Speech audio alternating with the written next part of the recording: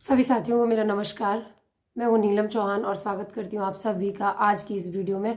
और दिन का 1 भी बज चुका है और मैं जो है अभी आप लोगों के समक्ष हूँ। कुछ बिंदुओं पर आपसे बात करनी थी एनम भर्ती को लेके।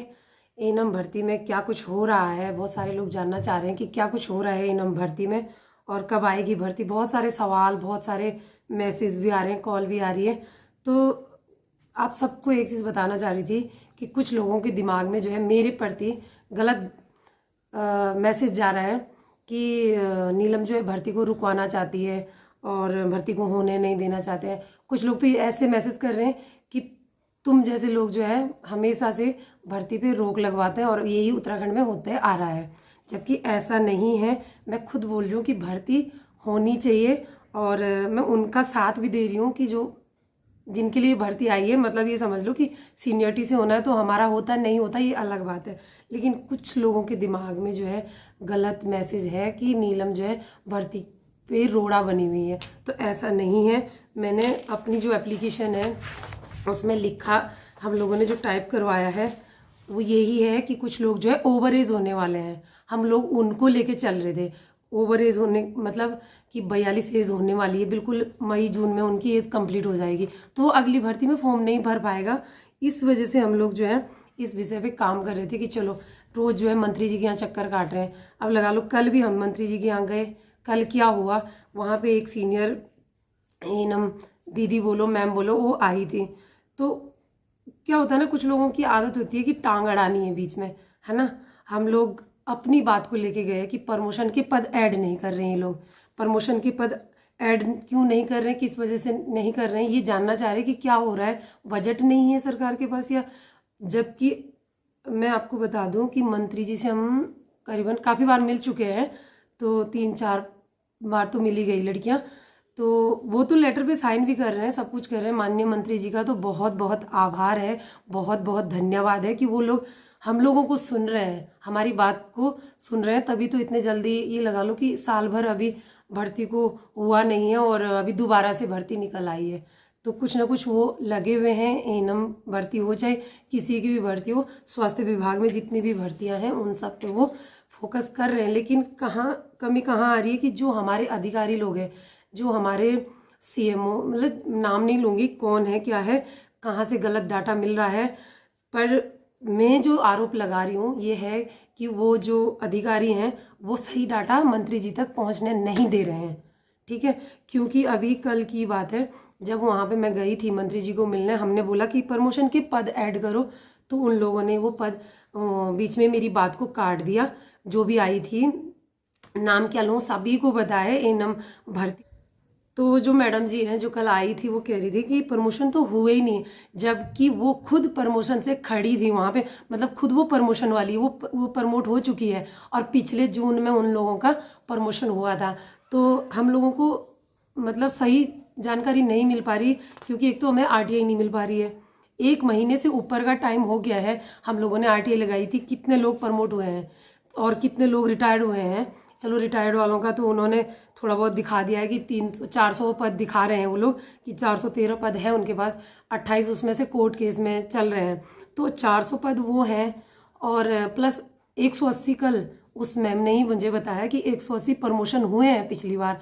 बाद में वो भी वो तब बताया उसने जब हमने उसको बाहर जो उससे बात करी कि मैम आपने हमारा साथ देने की बजाय आपने हमारा वहाँ पे हम लोगों की बात को काटा, तब जाके उसने बोला कि हाँ 180 प्रमोशन हुए हैं। पर मुझे लगता है कि 180 प्रमोशन तो नहीं हुए, प्रमोशन ज़्यादा हुए हैं जो बताए नहीं जा रहे हैं और मंत्री जी तक ये बात पहुंचने नहीं दे रहे हैं। कि क्यों, मैं जानना चाह रही क्यों ये बात मंत्री जी तक नहीं पहुंच पा रही है।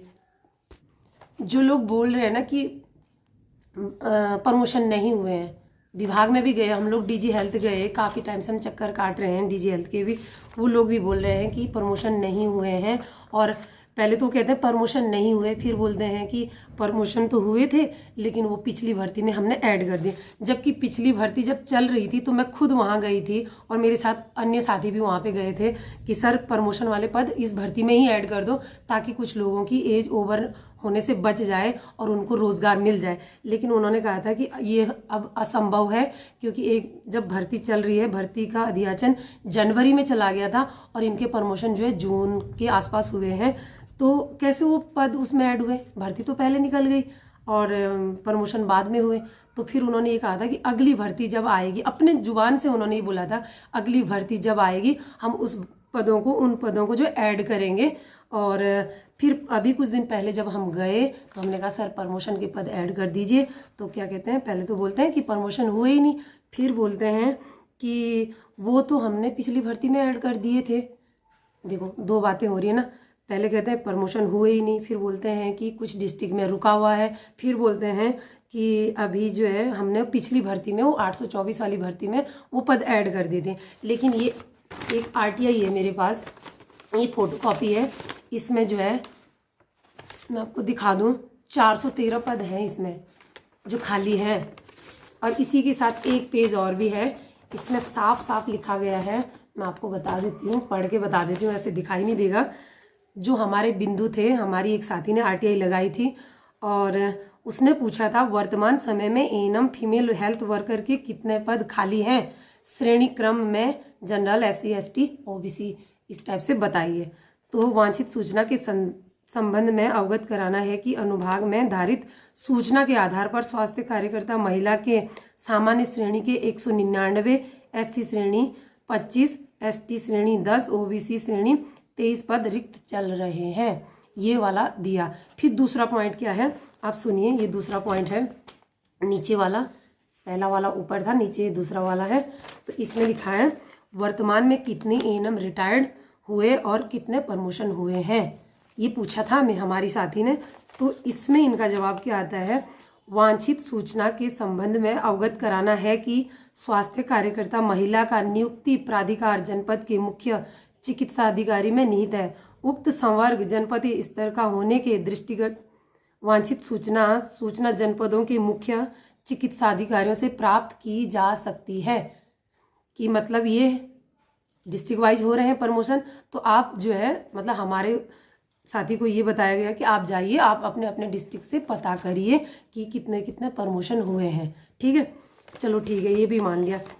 तो उसके बाद फिर एक आरटीआई हमने अभी और लगवाई, किसी के माध्यम से लगाई, मैंने नहीं लगाई, मैंने किसी और के माध्यम से लगवाई, क्योंकि मुझे थोड़ा टाइम कम रहता है। तो वो आरटीआई जो है 20 जनवरी को उन्होंने वो लेटर भेज दिया था शायद, और उसके बाद उसका भी हमारे पास एक आया है, वो फ़ोन में ही है, रिसीविंग आई है।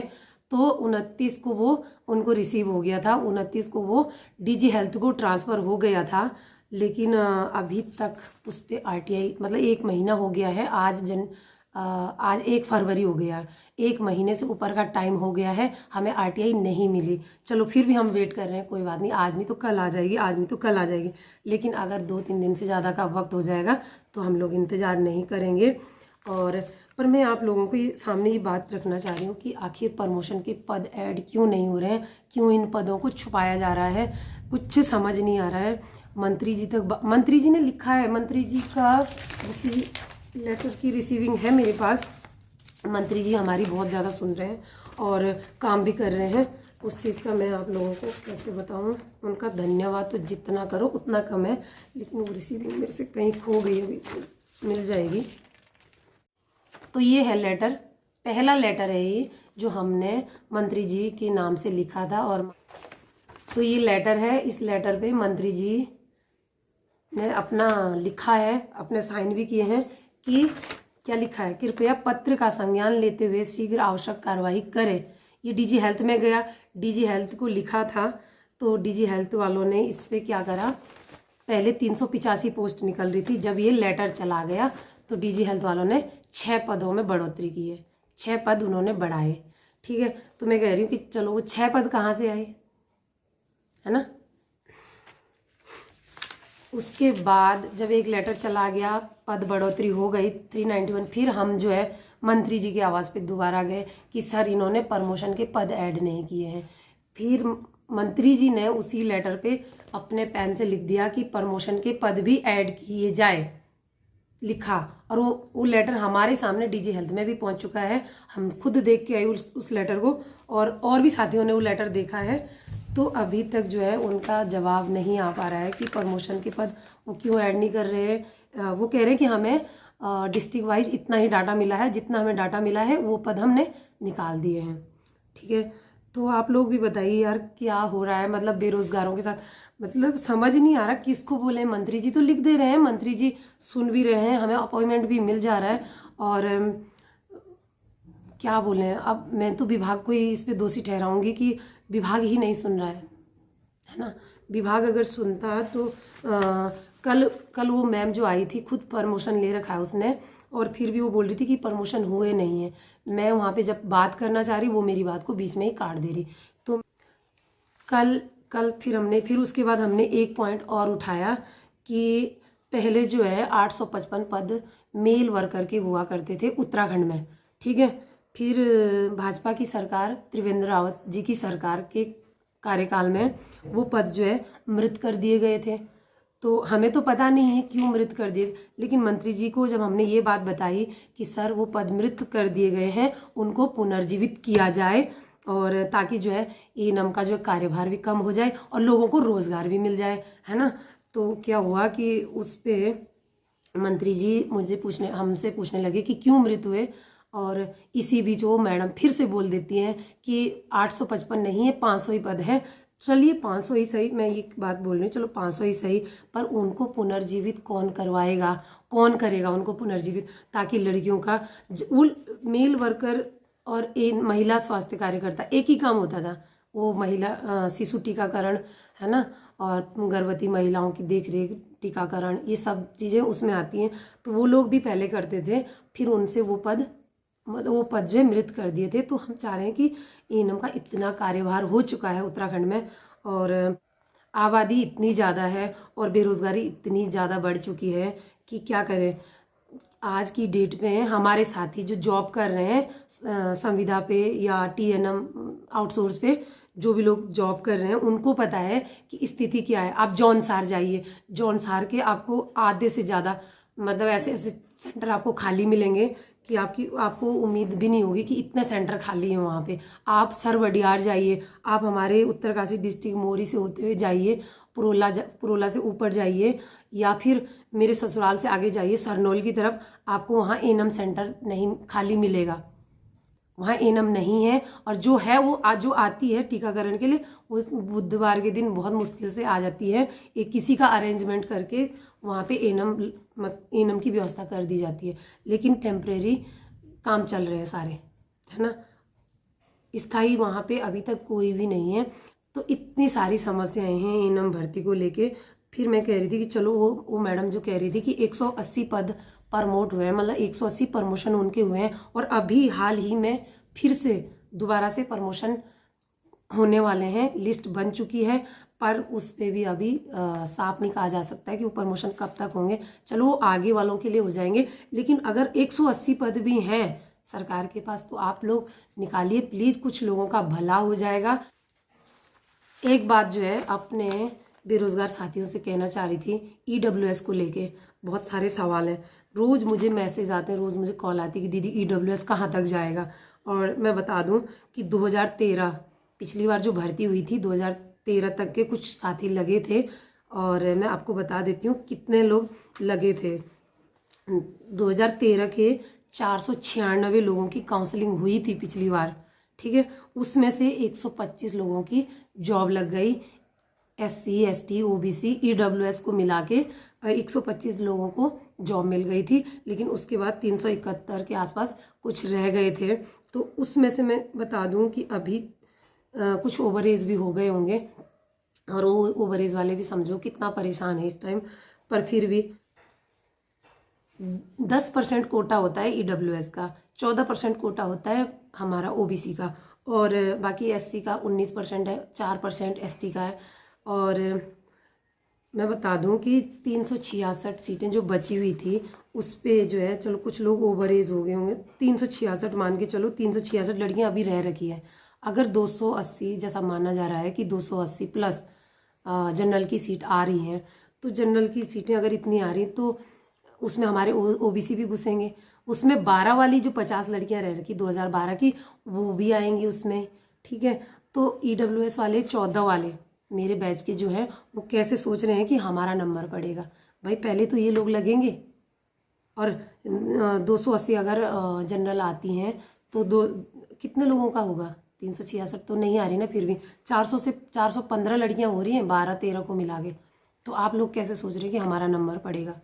पर चलो हम आपका नंबर अगली बार, हमारा नंबर भी अगली बार, लेकिन जो पद खाली हैं उनको आप दीजिए। और सरकार से ये विनती करते हैं और डीजी हेल्थ वालों से भी यही विनती करते हैं कि आप बस उन 180 पदों को ही सही पर वो खोल दीजिए, वो उनको बढ़ा दीजिए, उनमें बढ़ोतरी कर दीजिए, और आपका बहुत बहुत एहसान होगा और बहुत बहुत आभार होगा कि आप ये पद जो है हमारे साथियों को दे देंगे। तो उन लोगों का जो है ओवर एज होने से वो लोग बच जाएंगे और आप लोगों को ज़रूर दुआएं देंगे। तो इसी के साथ आज की वीडियो मैं समाप्त करती हूँ, क्योंकि टाइम भी बहुत हो चुका है और बच्चों को लेने जाना है स्कूल। हमारे भी बहुत सारे काम होते हैं, पर उसके साथ साथ हमारी कड़ी नज़र भी रहती है कि कौन कहाँ पे क्या गड़बड़ हो रहा है, कौन हमारी, देखो मंत्री जी सुन रहे हैं, उसके लिए मैं तो उनका कोटि कोटि धन्यवाद कर रही हूँ कि सही में इतना नहीं सुनता है। मैं मतलब किसी भी मंत्री जी की बात कर लूँ, इतने आसानी से कोई नहीं सुनता, अपॉइंटमेंट मिल जाते लेकिन वो सुनते हैं, और उन्होंने 2 बार लेटर डीजी हेल्थ में भी पहुंचा दिया है। मतलब इतना कुछ कर रहे हैं, पर कहाँ बात बिगड़ रही है कि हमें उनको सही शायद उनको सही चीज़ नहीं बताई जा रही है। मुझे इतना पता है। बाकी आज के लिए धन्यवाद। तो चलिए जी, आज की वीडियो में इतना ही, और वीडियो पसंद आए तो लाइक करना, सब्सक्राइब करना और दोस्तों के साथ ज़रूर शेयर करना। मैं नीलम चौहान मिलती हूँ आपसे नेक्स्ट वीडियो में नए ब्लॉग के साथ। तब तक के लिए जय देवभूमि उत्तराखंड।